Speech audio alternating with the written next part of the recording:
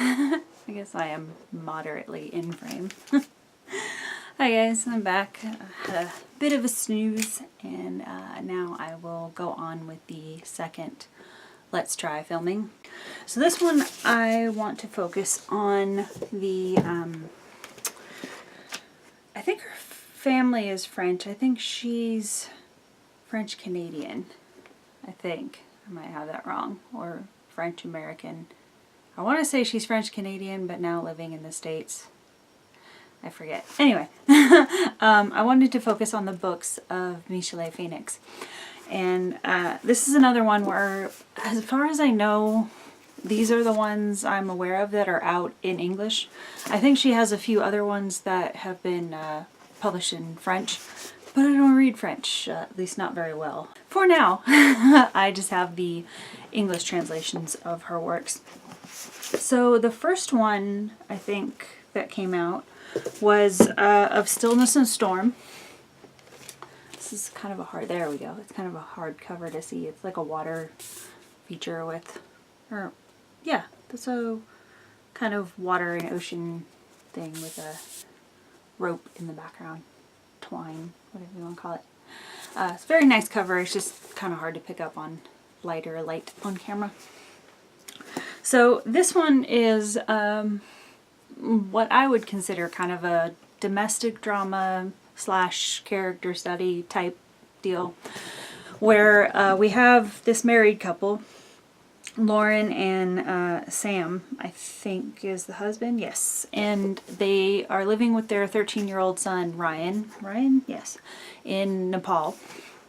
Lauren, I keep wanting to say, yeah, Lauren, I keep wanting to say Laura. No. Sorry, there's going to be cats running in and out, because otherwise they're going to scratch the door. I'm going to have to get up every 5 minutes. So, what was I saying? Lauren has moved to Nepal with her husband and her son to help her husband pursue his missionary dreams. And a lot of this ends up being the study of a marriage, kind of, with Lauren's inner thoughts. A lot of the book is driven by Lauren's inner monologue, because there's not a lot of people for her to talk to in this area. She is living in this town in Nepal where I think she works part-time at a local school or something like that, and then also pretty much just focuses on home life. And she's also responsible for figuring out how to fund her husband's missionary work. That's put on her. And her husband, while she's doing all this, is basically just running off to remote villages in Nepal and fulfilling his missionary dreams. And there's resentment that grows in the marriage when she's looking at all this, all the things that she feels like she's given up for him, as far as moving into this house in a country she wasn't familiar with, setting up home life there, basically having the only company be her moody, mostly silent teenage son, who makes it clear he really doesn't want to hang out with his mom that much.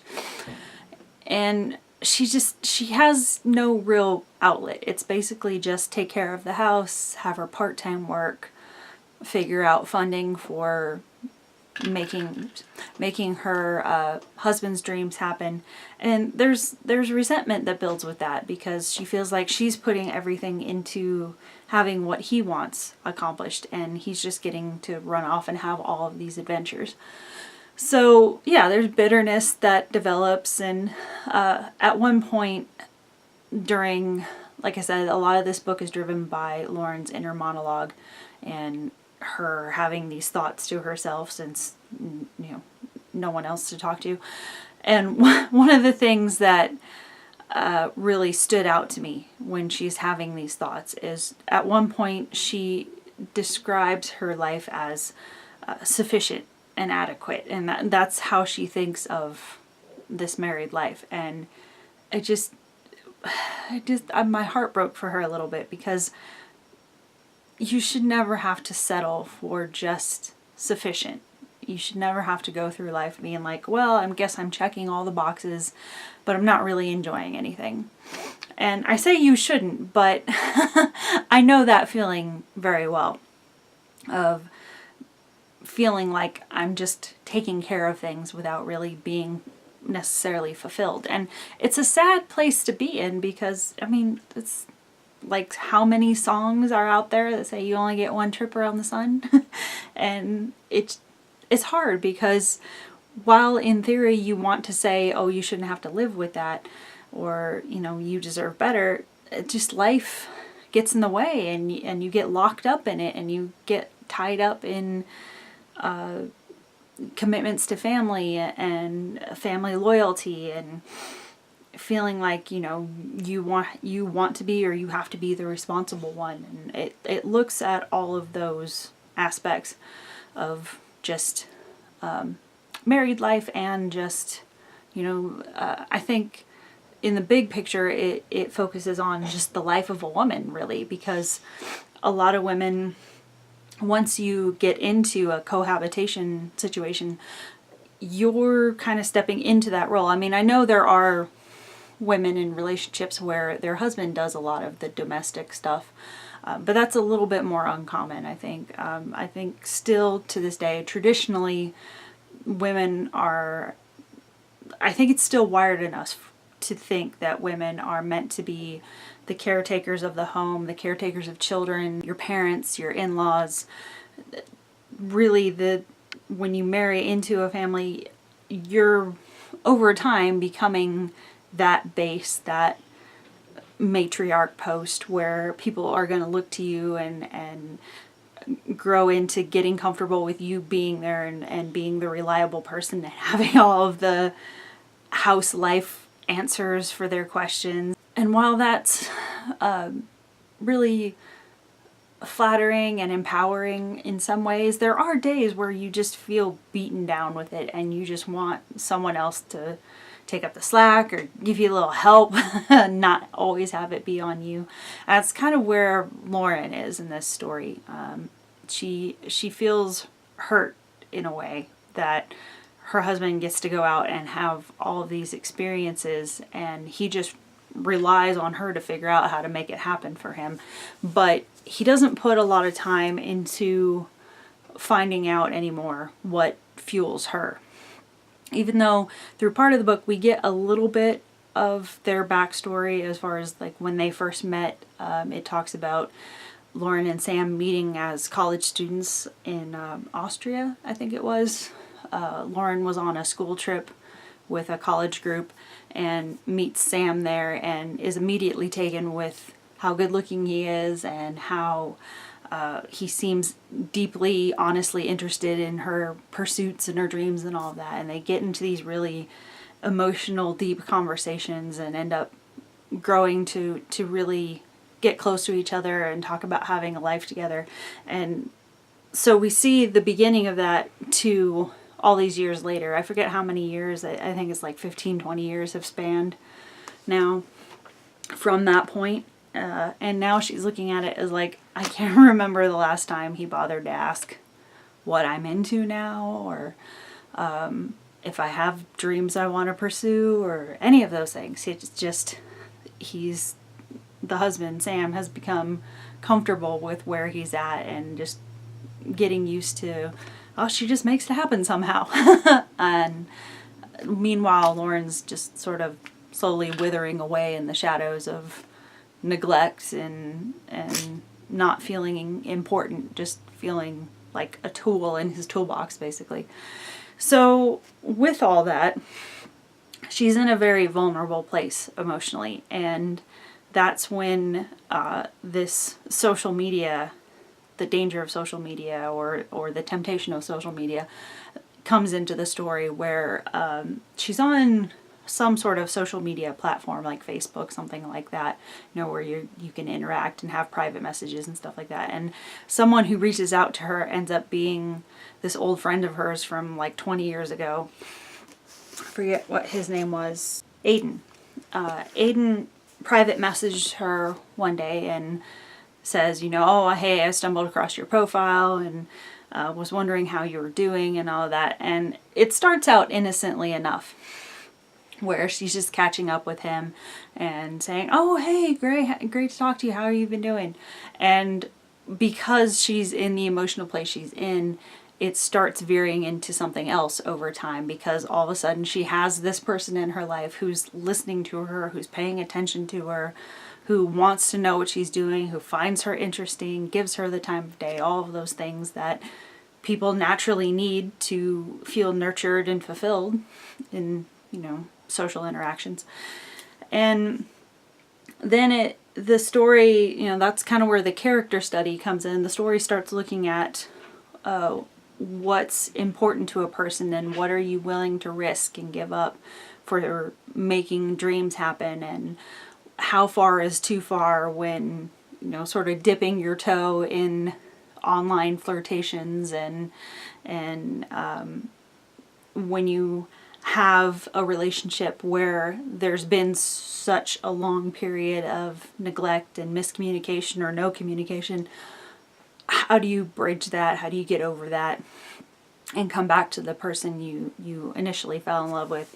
It looks at those aspects of a relationship. It also talks about the mother-son relationship, the struggle that the struggle that Lauren goes through with Ryan, and really, that's another element that really made me feel for her is the lengths she goes to try to hold on to this bond with her son, even though he's in this teenage period where he's very moody and there are things that are bothering him, but he either doesn't know how to tell his parents about it, or he doesn't want to tell his parents about it. And so he just keeps it locked in, and he's feeling isolated where he is, but he's feeling like his parents aren't going to understand. And so there's a miscommunication, and Lauren's feeling this bond with her son that used to be so close, slowly starting to pull away and fray around the edges, and it freaks her out because it's her one kid and she feels like he's going to get to a point where he's not going to talk to her at all. And then what is she going to have? And so there are scenes where she gets very stressed and anxious about all these things that feel like they're only holding on by like a microfiber. So when Aiden comes in, it feels like something sturdy at the time, but then she starts to go through these emotions of like, how realistic is this? How real is this? Is it just the sort of fun of the chase, or is there a deeper problem I need to look at?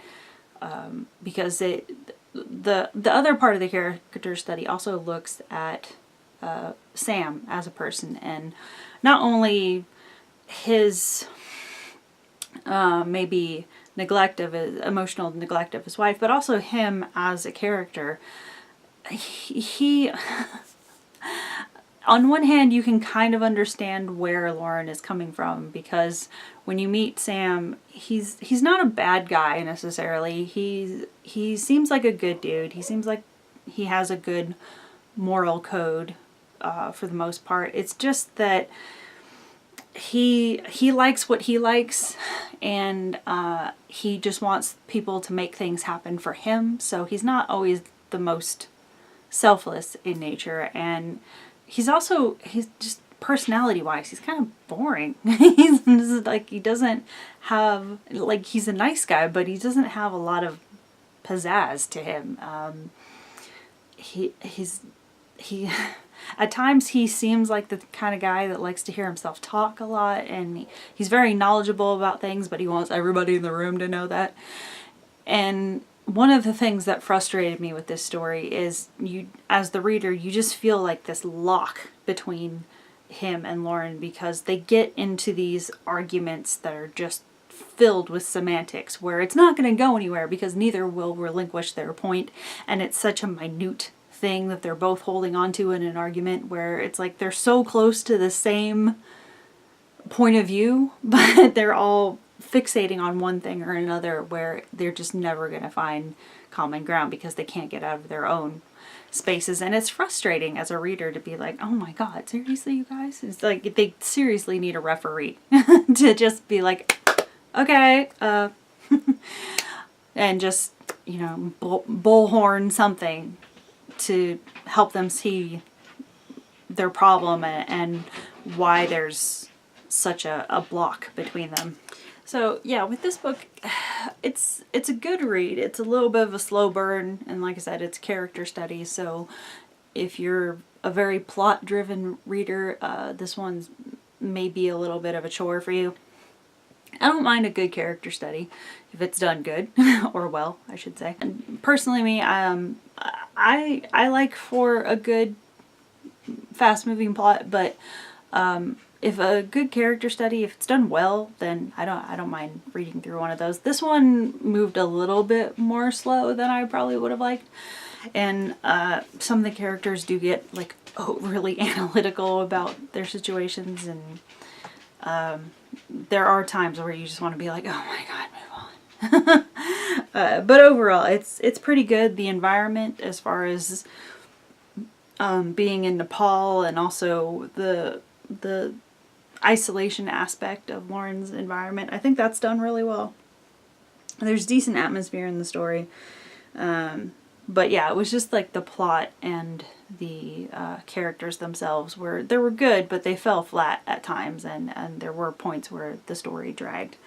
But I will say, moving on to the second book I have here, I was a little bit nervous going into this one because I had sort of it's alright kind of reaction to the first book, but I figured, you know, these were both sent to me for review, so I was like, you know what, they sent it to me, I'm gonna try it. So this is The Space Between Words, and I surprisingly, you know, even though I went in with low expectations, I ended up really loving this story, even though I'll get to it in a minute, but this one is way harder to read than I just blanked on the name of Silence and Storm. This one is a lot tougher of a read because it incorporates real life terrorist events and the topics of depression, anxiety, PTSD, death and grief, and all of those really hard topics. But mostly the PTSD elements of the story were really hard for me to read. But anyway, before I get into that, just a basic overview of what this is. This is a fictional account of the Paris attacks. One in particular, the sorry, my sinus has been going crazy this lately, thanks to spring starting up, so you get a lot of like pinching in my face now. Specifically it focuses on the concert, what is the Bataclan, is that the name of it, theater, where the concert was going on in November of 2015. I think that was the time, right? In the story, Jessica is one of the survivors of that attack, and she does get shot, I think, and I forget how badly it was, but she does end up being taken to the hospital where she's unconscious for a while. And when she wakes up the next day in the Paris hospital, her friend, what was his name?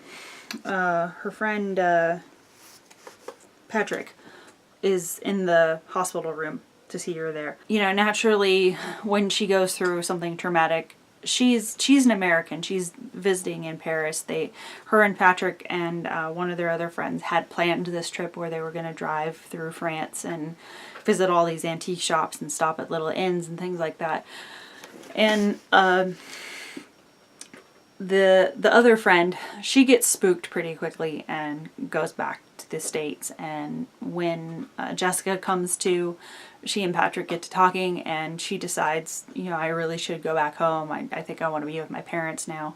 And Patrick's pushing her to stay and continue on the trip they planned, and, you know, with the whole idea in mind to not let terrorism win and not have your life rerouted because of, you know, this group of assholes who want to ruin your life. They want you to live in fear and horror and, you know, be scared to go to places. And he's pushing her to stay where she's at and continue with what they plan to do and heal that way. And she goes back and forth a lot, where she can kind of see what he's saying, but also she just feels like she needs to go home, until he finally just, I forget what he says exactly, but he says something to her that finally makes her decide, yeah, okay, fine, we'll stay. So they continue on with the trip as planned. So one of their excursions takes them to this antique shop, kind of set off. And Jessica finds this antique box that she knows is pretty old from the looks, but she doesn't quite know how to gauge just how old until the owner comes by and says, I'm pretty sure that one dates back to the 17th century. And they're both like, whoa, what? Why is it just hanging out in this pile of dust? She decides she immediately wants to buy it and look into the history of it. So she takes it home with her, and then, or she ends up going to this inn, I should say, where she's renting a cottage or something like that. And she starts looking at the box, and then discovers there's a secret compartment in the sewing box. And when she lifts that up, she finds a journal from this 17th century Huguenot, Adeline Ballard. And there are only a few passages in this journal, so it's partial diary, but it's the few little stories Adeline was able to write down. Am I saying that right? Yeah, Adeline. Where she's describing her family attempting to escape the persecution of the Huguenots. And at the time, the only real crime going on in this area Adeline grows up in, is they were Protestants in a Catholic nation. But that was enough for the Catholic Church to come down and basically hunt out and round up anybody that was Protestant. And there are passages that describe these people who are rounded up and tortured, sometimes executed. Families are divided up. All of their belongings are destroyed, all because they were Protestant in a Catholic nation. So that's one thing I will mention here while I'm saying that, is that there are passages in this book, either through Adeline's journal or through Jessica's recollection of the night of Paris attacks. Either one of them give accounts of a lot of things that come back to torture and murder and other horrific events. There are scenes of, like I said, people having their belongings trashed and families ripped apart, people living in hiding and fear. There's just all around just several passages of brutality in this book, so I will put a potential trigger warning if you have sensitivities to those things. Because there are only a few passages in this journal, it leaves the story very, very open-ended. So Jessica decides she wants to find out what she can about Adeline, or at least the area, her family, anything, and try to figure out what the closing scene was on this story. And in some small parts, she feels like it's going to help her with her own PTSD and her just getting out of her head. That's another thing that was tough to read in this book, is Jessica's descriptions of PTSD. I can say, as someone who lives with it myself, they're pretty real. They're pretty spot on as far as a lot of the things that you have going on in your head. Even if it's, I mean, in this book, it's just weeks or months after the attacks, but I can tell you, even if it happened years ago, you still deal with these drawn out effects of maybe sometimes hallucinations, sometimes night terrors, being skittish around loud noises, or people coming up on you too fast. All of those things, once you go through a trauma, your brain gets rewired to where you don't always have what many would deem a normal reaction to a particular sight or sound. And you don't love living with it, but you also don't necessarily always want to go in the story every time about why you're acting the way you're acting. So it's kind of a shitty place to live in all the time, but I mean, if that's the way your brain gets rewired, you just have to deal with it the best you can, really. But her descriptions of going through all these things, the night terrors and the just constant noise in your head, and trying to sometimes decipher what's going on in your head versus what's going on in reality, and trying not to get overwhelmed by it, but sometimes having those moments where you are, and feeling like, you know, that overwhelming feeling you get sometimes, like you're gonna lose your mind in a second, and feeling like you don't know how to have somebody help you because you don't really have a way to pinpoint exactly what's wrong. It's just this rush of emotions and sensations all at once. Like all of those things that draw up anxiety and discomfort and all of that. It's pretty real the way Phoenix describes it. There were 2 or 3 times in this book where I was just a mess, just sobbing, because it would trigger a memory I had or an experience I had. Even though I myself have not lived through this type of terrorist attack. I mean, I've been in situations where I've gone through training for potential terrorist attacks, but haven't really gone through one myself.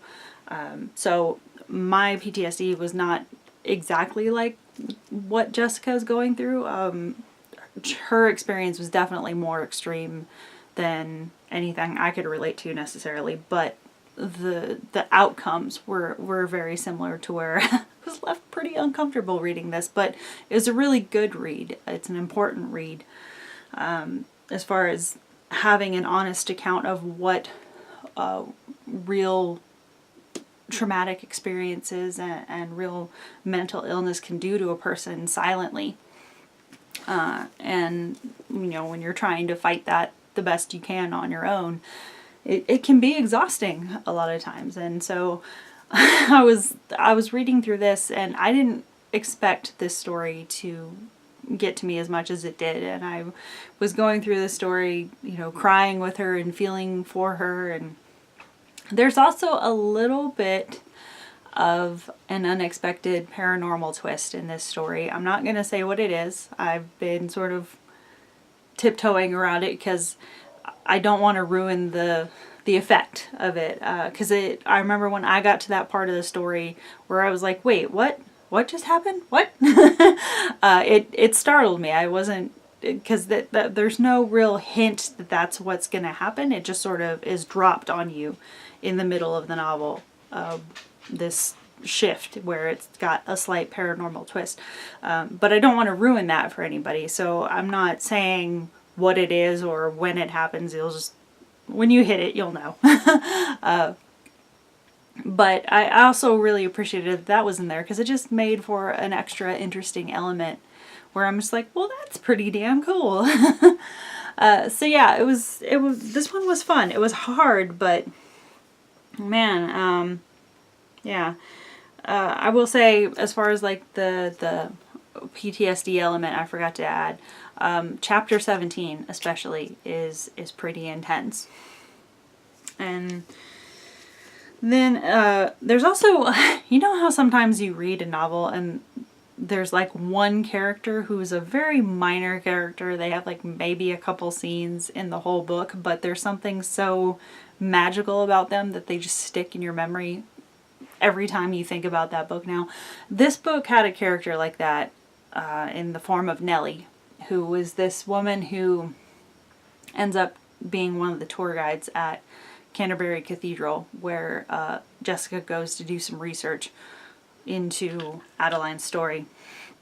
And Nellie she was sort of this like kind of grandmotherly type figure, except she had some really great sass and life to her, where she came off so warm on the page that I was like, oh want a Nellie in my life. I need somebody that can just like shoot straight but be funny and just, you know, be that cozy type of personality where you're never left feeling in a bad place when you talk to that type of person. And she is one of the characters where she has like one little blip of a scene in the novel towards the end, but she just stuck in my memory as like, oh, I love her.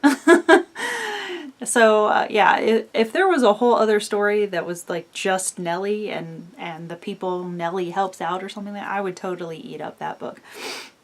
That's just a side note. The male protagonist in the story, we have Jessica, and then her sort of like male counterpart in the story is this guy, Grant.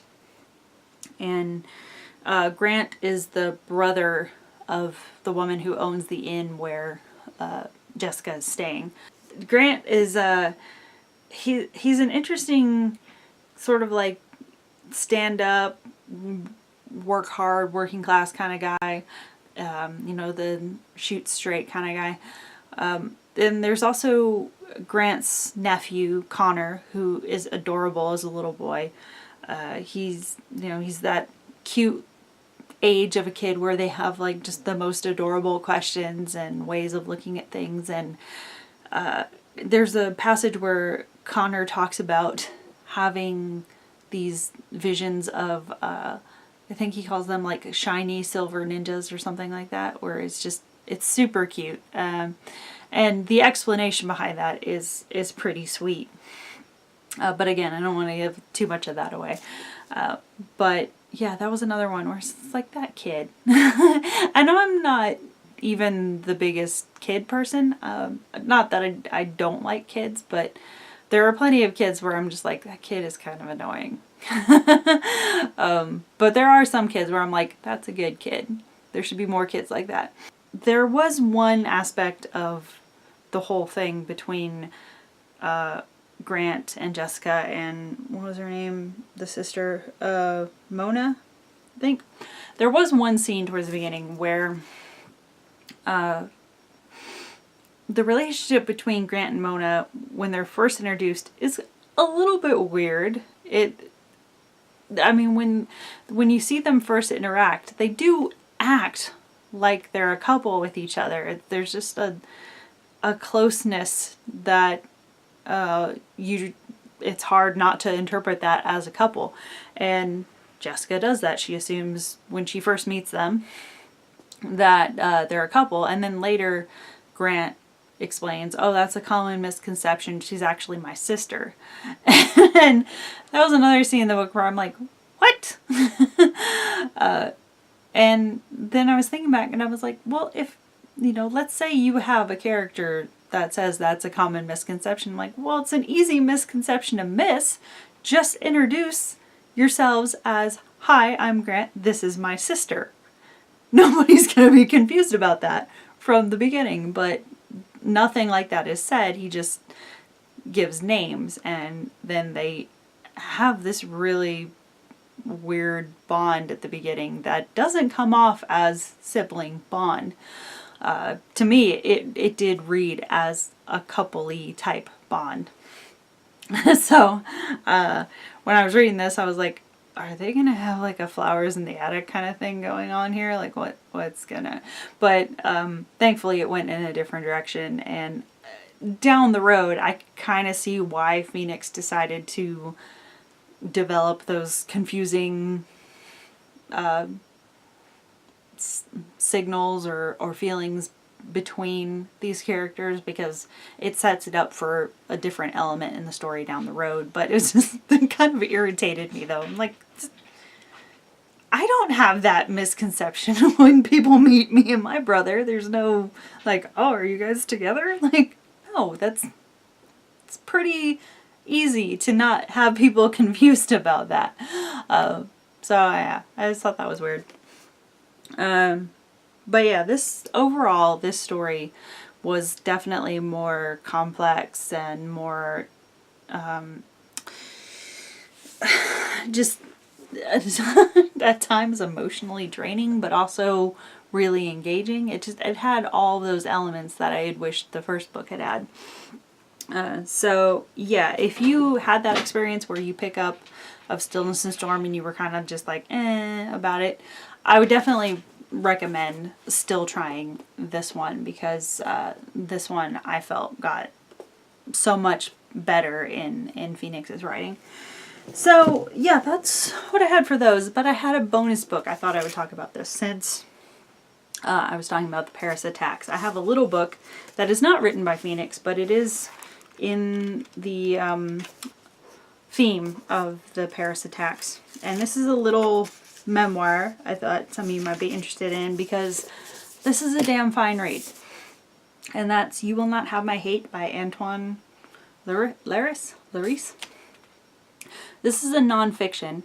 It's a really quick read. It's basically a grief memoir of sorts. It's maybe in a little unusual way, but essentially it's pretty much a grief memoir.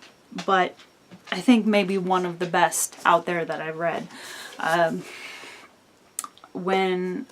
Shortly after I lost my mom, I had a lot of people, not necessarily on this channel, but just in general, reader friends I had a lot of people recommending grief memoirs, like was A Year of Magical Thinking, I think that's the name of it. And I did read that one, and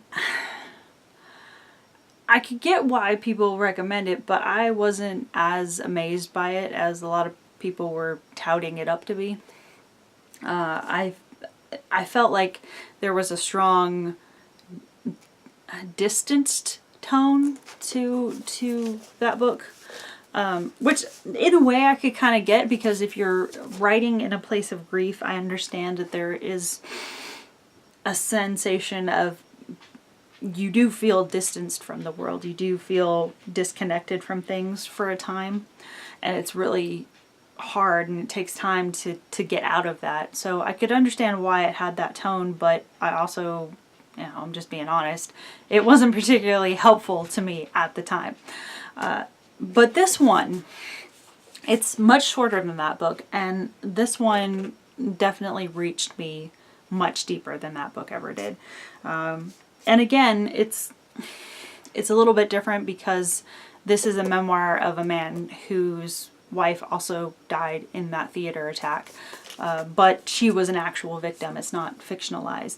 He actually lost his wife in a terrorist attack. So the grief itself is the circumstances is different, but a lot of the things he talks about in this book as far as the grieving process, a lot of it I could relate to with different periods in my life of having lost different people. I could see a lot of what he was talking about and understand the emotions he was talking about a lot better than most any other grief memoir I've come across so far. Because he doesn't try to pretty it up. He doesn't try to go out of his way to necessarily make it poetic. He just writes what he wants to write. And I think in a way he has a natural way with words because Antoine is a journalist in Paris, and that's sort of his field is writing in a way that gets people's attention, but he doesn't go out of his way to do it. He doesn't try to get real flowery with things. He doesn't try to use a lot of deep symbolism or anything like that. He just writes what he's going through and his experience, and I could really appreciate the honesty he talks about in here. So in his experience, what he talks about in here and where the title comes from. So basically what happened is his wife decides to go to the concert that night in November, and he's staying at home with their 17-month-old son, Merville? Is that his name? Melville. And he's just hanging out at the house with the kid. And at one point he gets a text from one of his friends that just says, "Are you okay?" And he's looking at his phone going, "So a little weird. Why would somebody text me that?" And he just gets the sensation of I should probably look at the TV. Maybe something happened. I don't know. Just, you get those moments sometimes where your brain just tells you to do something. You don't really question it. You just do it. It's kind of that kind of thing where he goes and turns on the TV, and that's when he sees the news just going off with there's been an attack, the theater's been hit, these people have been shot, we're still trying to figure out what's going on, all of that sort of crisis news coming up. And so he immediately gets on the phone and gets his siblings to come over to the house to watch the kid, and he rushes out to try to find out if he can find his wife or find out what happened to her, where she's been taken, if she survived, any of that. And he's driving around Paris for hours, not really having any luck, until finally he gets a call hours later where the police basically tell him, your wife has been identified among the victims, if you could come down to the police morgue and officially claim her. So that sets up a lot of the grief talk and trying to wrap your head around this emotion of, what do you mean this person isn't in my life anymore? And starting from there and not really understanding the emotions they're feeling or what you're supposed to do with that. Feeling like it's not real. It's like you're just going to wake up, and, you know, all of those sensations you go through when someone is ripped from you unexpectedly. So I think it's the day or two after the attacks. I think at that point he did go down to the morgue and have his, what he calls his last goodbye with her. And he mentions how the weird thing about grief is that, and when he's talking about this, it brought back a lot of memories of the day I lost my mom, because my mom died unexpectedly. And he's talking about how you have these sensations that are just bizarre, and these things that are going on in life where it's just multiple things are going on at once, and you have the world. At first, they're very supportive of you in the first few days, and they say, you know, take as much time as you need, and if you need to talk to anybody and all of that, and people are sending their condolences, and that's like the first week that people put all that out there. But there's something about grief where you realize people are doing that more for themselves than for you. You appreciate it, but the reality hits down the road that there is a window in society. Even though people say, take all the time you need, we're here for you, there's a window where your friends and your family and the people, your coworkers, your bosses, whoever, they slowly start dropping off as far as their outward support of all of that. You start getting more and more people that start putting off that air of, I don't really want to talk about this. This is depressing. Are you still grieving over this? It's been, you know, however long. And the sad reality is that starts kicking in little by little about a month into a loss. That quick. People give you a window of a few weeks before you start noticing the first couple people be like, oh, are we still talking about this? And even before that, you have this weird sensation of you just lost this person terribly close to you, and almost immediately, you know, you can't even really make sense of what your own brain is saying. And but life doesn't really give you a choice, because at the same time, the logistics of everything is slammed into you.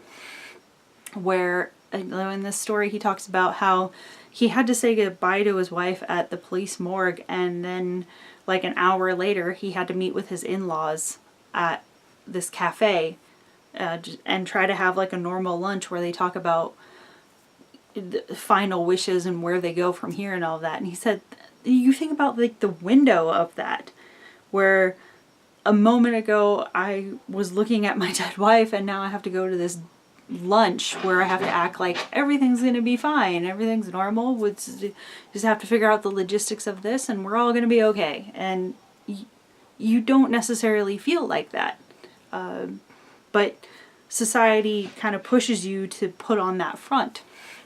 And when he's writing about this, it brought back memories of when I lost my mom. And it was a completely normal day, or what was supposed to be a normal day. I had gone grocery shopping for her that morning because at the time there was a big snowstorm expected and I didn't want my mom to be stranded with no food. So I bought all of these groceries for her to last for a good week at least.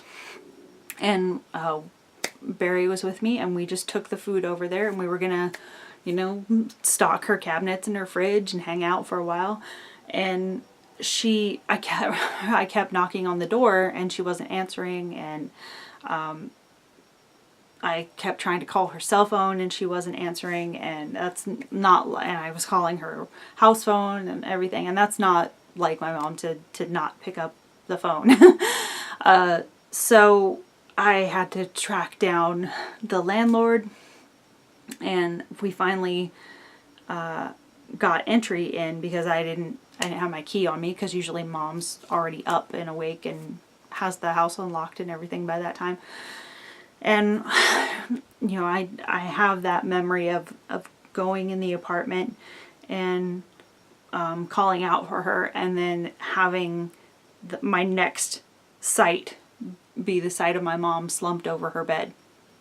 And immediately I just crumpled to the floor and screamed, because I was not ready for that. I had just talked to my mom like the week before and she was fine. I had talked to her the night before and she just said that she was feeling a little tired.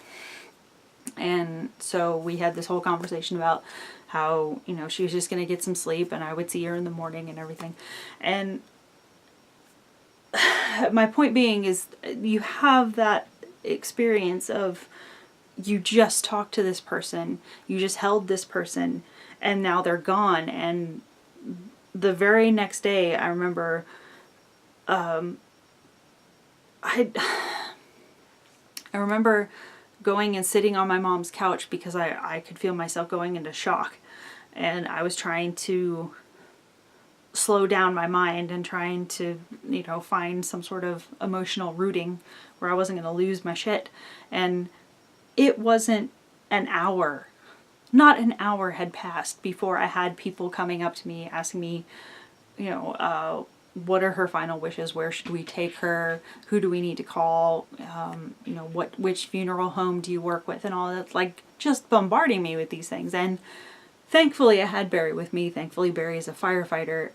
He knows how to handle these type of situations because of his work. And I will always be grateful that I had that there, because I couldn't form a coherent thought. I remember I was just staring out the window and I would look at people and I would be trying to formulate an answer, but it just, like, it wasn't there.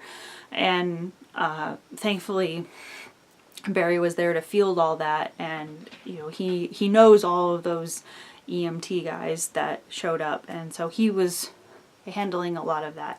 But yeah, in this book it was a reality. it was a reminder of that experience of people waste no time. I mean, yeah, I know there is a bit of a rush because, you know, once somebody dies, you have a window where you got to put them somewhere or they're going to start decomposing. That's just the reality, the logistics of having a physical body that's not living anymore. I do get that, but emotionally, it is hard to stomach that, where you just kind of want a minute and the world just doesn't always give you the time for that. So I liked that he got into the reality of that and didn't try to, you know, necessarily make it pretty. But as far as the title, sorry, I got sidetracked with that. The title, a day or two after he goes through that process of saying goodbye to his wife and figuring out where he's gonna go from here, or doing the best he can with his young son and all that. You know, he's having a moment where he's feeling really emotional about his new reality, and he decides he's going to write an open letter to his wife's murderers, the terrorists, and he writes this long letter where he describes how they will not win, they will not have his hate. He's going to go on, he's going to find reasons to stay hopeful and optimistic in humanity. He's going to raise his son to be kind and loving and joyous in the little things, and he's not going to breed an environment of bitterness and spite and prejudice like they were maybe hoping. He said, no, you guys, you may have taken my wife physically from me, but that's the only victory you will have in this. From here on out, I am going to do my damnedest to still hold on to hope and still hold on to the joy and beauty that's still in life, because I want to honor her memory. I want to honor her existence, not yours. And he goes on to say, you know, that he's also with the raising his son to be a good, decent, loving human being, not someone filled with hate and bigotry. He also ends it on saying, you will not have his hate either. And there is a copy of the whole letter that he posted on social media in this book. But that's what he ends up doing, is he just gets out all of his emotions into this one open letter and posts it on Facebook, I think it was. And then he mentions that just like a day or two after that, he still has those feelings brewing up in him. So he decides to start writing what will become this book, just like a day or two later. And it's a really easy read. It's, I mean, as far as the language and stuff, it's not an easy read as far as topic, but as far as the language, each chapter is really short. It gives you a timestamp at the beginning from like when he first gets the news, or I should say when he gets the first text message from his friend. Pretty much starting from there, you get a timestamp on each little chapter, which is only like a few pages, I think, as far as divisions. And you get a sort of timeline of how the time frame of how this played out. And just, you know, there's an honesty here, but just some of the passages were so raw and stark and to the point that you're just there. It's one of those ones where there's just like a painful beauty to it, where you just said, like, man, you said that perfectly. So I would definitely recommend this one. One little passage in here I thought I would share. So there's a passage in here where he's talking about his wife and why she was special to him that I thought I would share. Because, yeah, this was, because he takes it up to the point where he has to walk away from her. And this was one of the passages that stuck out to me. He says, we were like two little Lego bricks that fitted together perfectly, made for each other. Our once upon a time began one June 21st with music at a concert. As always happens at the start of a great story, I thought she wouldn't want somebody like me. I thought she was too beautiful, too Parisian, too sophisticated, too everything for a nobody like me. I took her hand, and we were swallowed up by the crowd and the noise. Until the last moment, I thought she would escape me, and then we kissed. After that, it all happened very fast. I told her we would go to New York and that the time belonged to us, that my lucky star would guide us. She told me she loved me. A love story like any other. We were just sane enough to realize how lucky we were and crazy enough to gamble everything on it. That love was our treasure. The door opens. Let me know when you're ready. She is there. I move towards her. At this point, he's talking about when he had to go to the morgue to identify her. I turn around and check that we are alone. This moment is ours. A pane of plexiglass separates us. I press on it with all my weight. Our life together flashes before my eyes. I feel as though I never had another life. Helene was the moon, a brunette with milk-white skin, eyes that made her look like a frightened owl, a smile you could fit the whole world inside. And I remember her smile on our wedding day. But the most beautiful moments of our lives are not those we stick in photograph albums. I remember all those moments when we just took the time to just love each other. Seeing an old couple and wanting to be like them. A burst of laughter. An empty morning, lounging in the comfort of our sheets. It's the most significant moments where there is nothing to show, nothing to tell, that are most beautiful. And those are the ones that feel my memory. She is just as beautiful as she always was. When you close a dead person's eyes, you give them back a little bit of life. She looks like the woman I watched wake up every morning.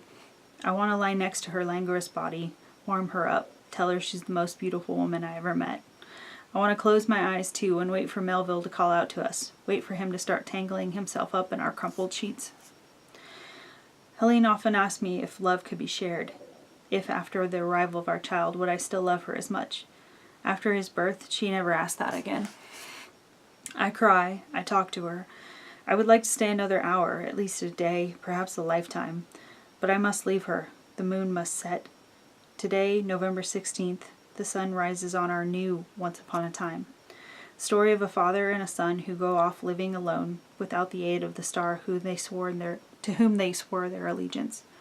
Monsieur, it's time to leave her. So yeah, that was one of the ones that one of the passages that really got to me. So yeah, I thought I would share that. There's one other thing. Whoops.